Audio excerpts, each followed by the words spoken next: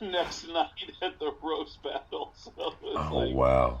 yeah, but that's, you know what? Ultimately, you learn that's what comedy should be. It's like I grew up in a deaf family, and the most insensitive deaf jokes I've ever heard in my life were from my own deaf family. So, Yeah, I uh, love the one with your sister. She sounds like a funny girl. yeah, my sister blew me away one night when we were having dinner, and she was signing to me at the table. Again, my family is deaf. My mom, my dad, and my sister are all completely deaf. And I was having dinner with my sister, and she's signing to me, and she signed, "Do you want to hear a good joke?" And I said, "Sure." And then she said, "Me too." And I was like, "Oh my god!" I'm like, yeah, that. And I remember she even thought like, "Oh, that old deaf joke." That's like she thought it was like an old hacky joke. I had never heard it before, and I was like, "I'm telling you, I'm a stand-up comedian, and that joke is awesome." That's So that's the perfect joke, really. I mean, in it that situation, it's beautiful. It's it perfect. really is, man. It's beautiful. So I learned from an early age how healing laughter is, to make jokes about your situation, to laugh about the obvious, to laugh about what's right there in front of you is very, very healing. So it's a very strange thing to see people trying to stand up for sensitivity. And then most recently, I don't understand Pete Davidson, the comedian, being upset about anyone yelling out the name of his exes while he's on stage is very strange to me. The idea that he was so sensitive about it that when Vinnie Brand, the owner of the Stress Factory, made the announcements that he was told to make, that Pete just heard the names of his exes and said, "Dude, are you serious? I'm out of here," and just walked out. And it's like, there were comedians. Like, you cannot, as a comedian, start fucking with this wonderful gift that we have of being able to laugh at everything. You can't like be, all right, I'm a comedian too, but I'm very sensitive.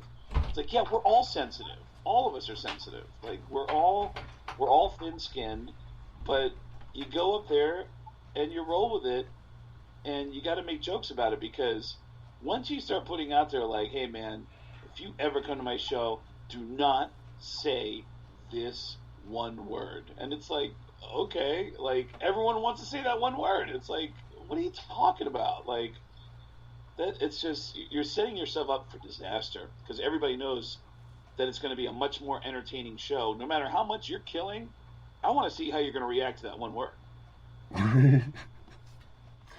It's like for In New York, though, you're in that position. He's not with us anymore, but if you told Patrice O'Neill not to do something, you better be sure it was going to be done. yeah, it's like George Carlin had a great point of saying that the job of a stand-up comedian is to find out where the line is and to intentionally step over it. Yeah. That's the job of the stand-up comedian, is to intentionally cross a line. So, yeah, it's a very unusual approach, and um, I feel bad for the guy.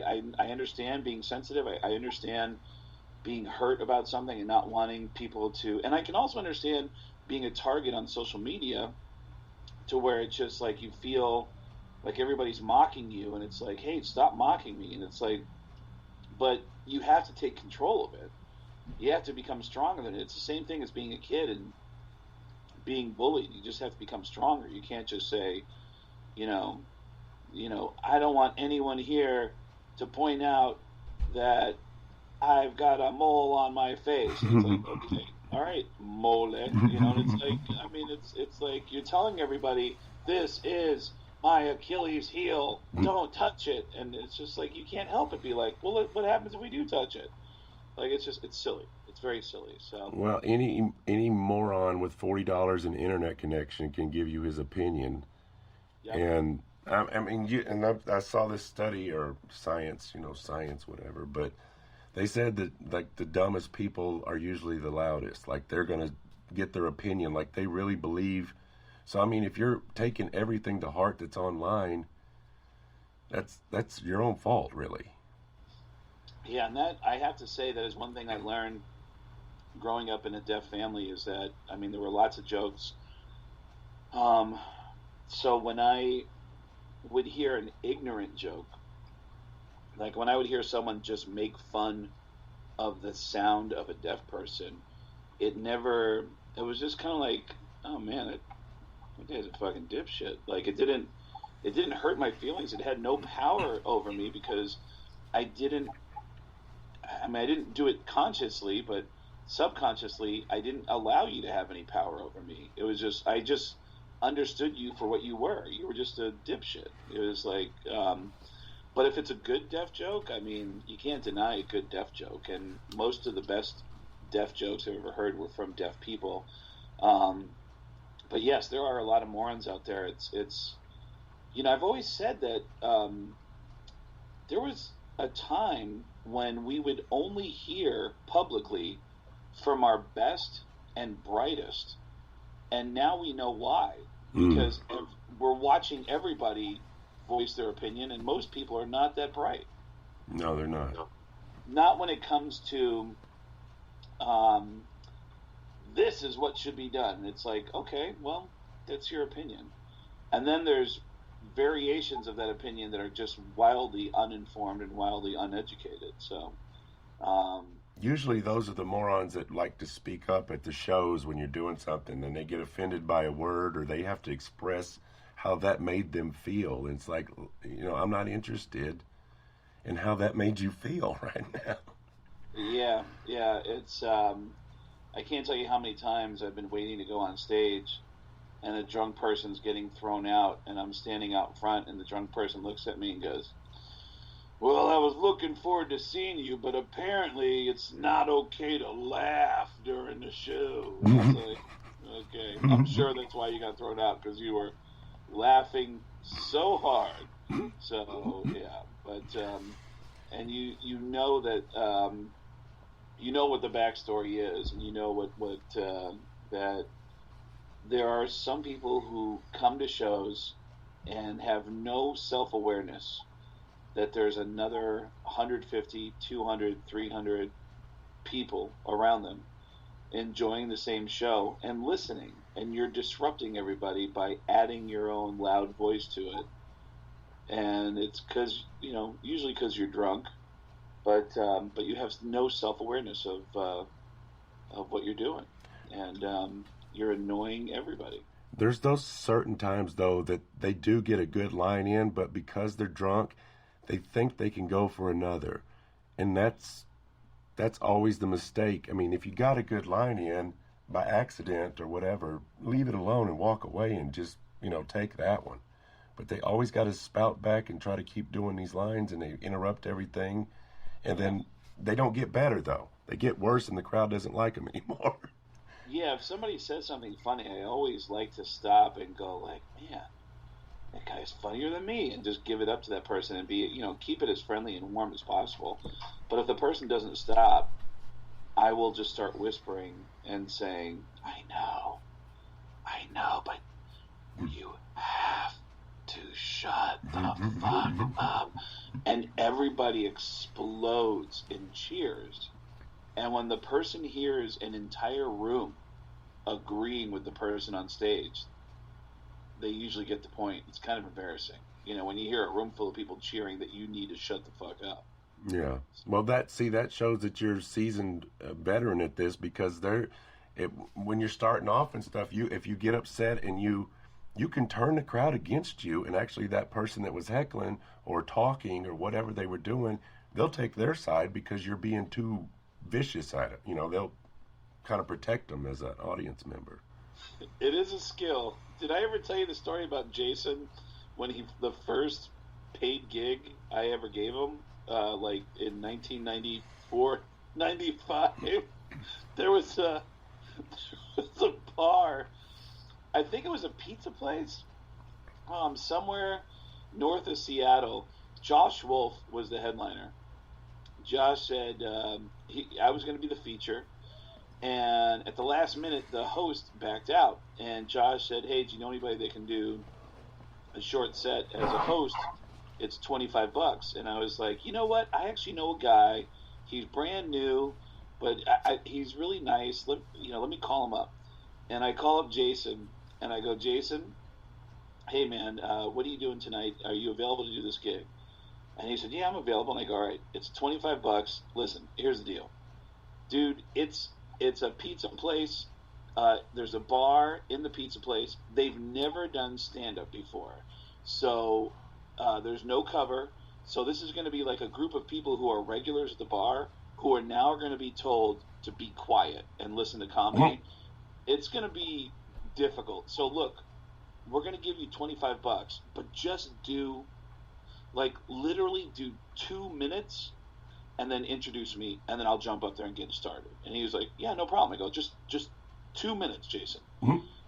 He's like, no problem at all. And he's super excited. He's getting $25.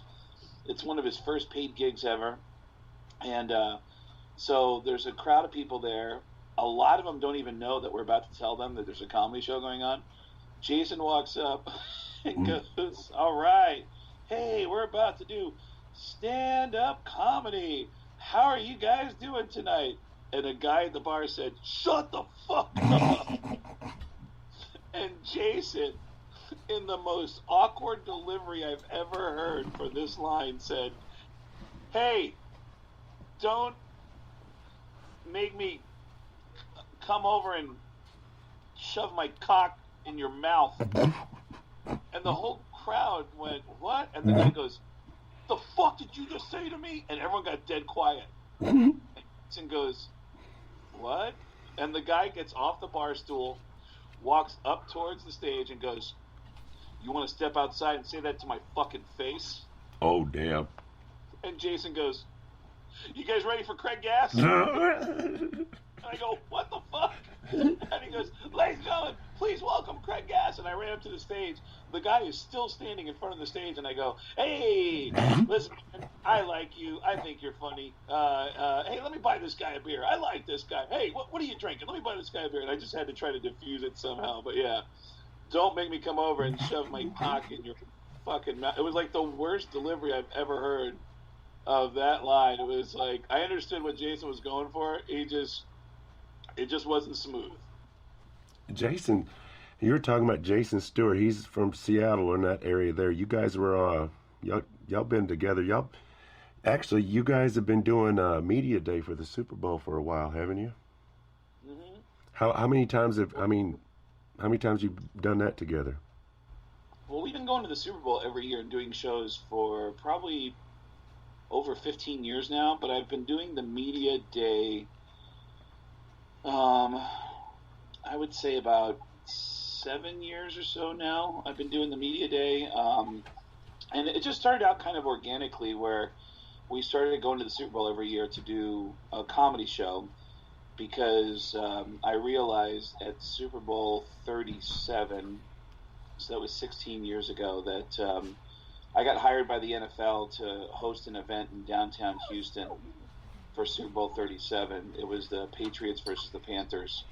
And I didn't realize how many friends of mine are at the Super Bowl every year. I got tons of radio friends that are there. And I was like, dude, come with me, man. This is so much fun. Let's do a show. So we started doing that every year. And then when the Seahawks made it to the Super Bowl in Super Bowl 48, it was like, oh, dude, let's go walk around and watch them do media day, because this is our team. And we filmed a bunch of stuff, talking to the players, and then we put it online, and it got picked up by a bunch of people, and then we did it again the year later. And then it was like, you know what? We're here every year. I'm just going to keep hitting up the players and try to get some funny stuff to give to ESPN and to give to NFL and Fox. And it became a thing that we do every year now. We have fun. We try to prepare the best questions we can, try to have the most fun we can with the players, and it's turned into a fun thing every year. So it's something that we look forward to. It's just a bro trip every year to the Super Bowl, and we go to some parties. We hang out around NFL players. It's a real who's who, just kind of walking to the media center. And then we do our shows, and which is the most fun part of doing stand-up, is just hanging out with other comedians and doing shows and having fun. So